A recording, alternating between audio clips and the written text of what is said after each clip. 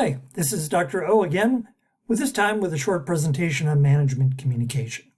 One thing I noticed when I was reading the introductions in our discussion thread there at the very beginning of the course, a number of the best managers were terrific communicators, not just about the tasks and what needs to be done, but also in connecting with you, the employees, on a personal level so that they were approachable while doing the work of helping the organization move forward in providing services and products and whatever it is that the organization provides. Communication, it's a big deal. Now, perhaps we could say three choices. Three questions are being answered one way or another when we're communicating. Who's the audience, or at least the other party? What's the desired effect? In other words, what's the intent of our communication? And what channel, what medium should we choose to exchange, to communicate? We could say the whole business of communication is about creating meaning. We have something in our minds, we're seeking information, and we could be getting information from reading and writing, from listening, from speaking. We can get a lot of things coming into our minds, but we have that job to make meaning, make sense of it all.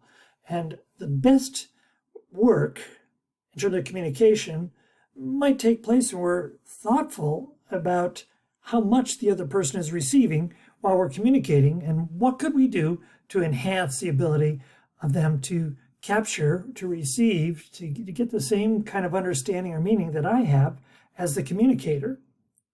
Now, this communication is happening all the time. Of course, we know that. It's with colleagues, it's with customers, it's maybe suppliers, vendors, other people who come and work in the organization besides us. In terms of management levels, you have communication up to a supervisor. If you're supervising, you have communication to those whom you supervise. So it's constant. It's a critical set of skills that we can continue to hone and improve for years in the workplace. Now, this is a model you've seen most likely, or if this is the first time, that's great as well. This is captures key elements of communication with a diagram. There's different versions of this, but here's the real short overview. On the blue person in this picture is a communicator who is encoding a message, figuring out how to say it, how to write it down, how to send it, and then the message is being sent through some medium, if it's texting or email, phone call, interpersonal, a large room address, whatever. The message gets to the receiver, and that doesn't mean instantly that they're capturing the meaning that was in your mind when you sent it, because it has to be decoded. The person has to make sense of it, and then some effect will take place. It could be emotional, cognitive, taking action, taking a different stance, and so forth. Lots of things can happen. And lots of things can happen between the encoding and the decoding. And some of that is because of what's at the bottom of this diagram, noise. It can be physical noise, but it could be distractions of various sorts in our minds as we're engaged in communication. And there's an arrow across the top, feedback. And intentionally and sometimes unintentionally, of course, we're giving signals about what we are in our understanding. So a good feedback process is part of building strong interpersonal communication skills.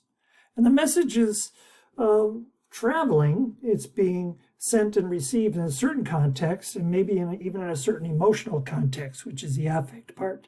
So this is a model that captures the flows, and we can start to see some of the places where communication could be enhanced and some places where there could be potentially a breakdown.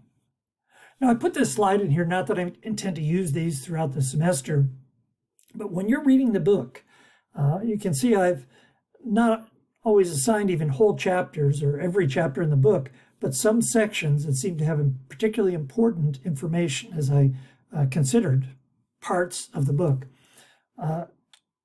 This says concept check. And I'm really encouraging you to stop at the end of a section of a chapter and do this for yourself to say, okay, describe the communication process. That's a concept check.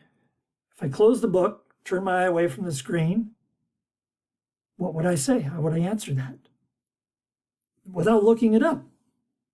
That's the work of recall that makes a huge difference in how much you're actually going to learn and take away from this course or any others. Stop and quiz yourself.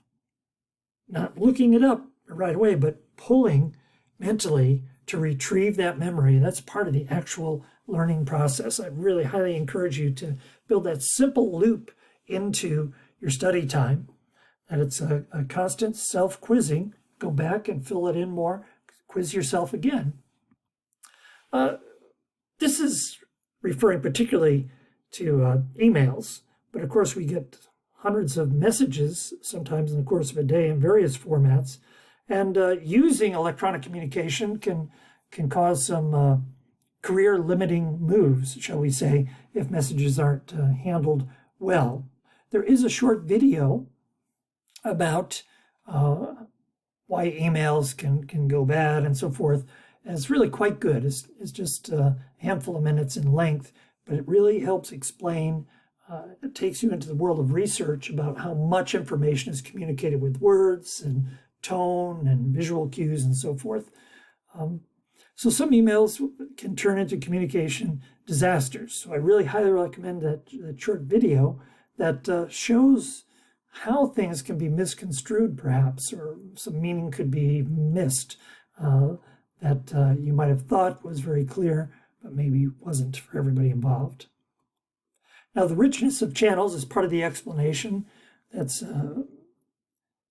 could be given in terms of email or all kinds of communication, that we're choosing the medium. Remember the diagram we looked at just a couple of minutes ago? And it could be written reports, letters, memos, all kinds of texting, electronic communication, email, Instagram, Snapchat, phone, and face-to-face communication. And according to communication richness theory, which makes a whole lot of sense, is we're getting the richest communication at the top. When you have the voice, you have the body, inclinations and movements.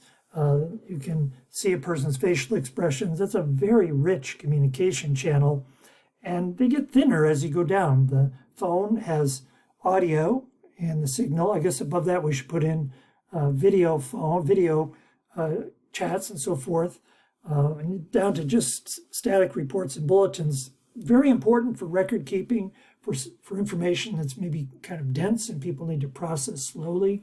But picking the right channel is huge to have clear communication.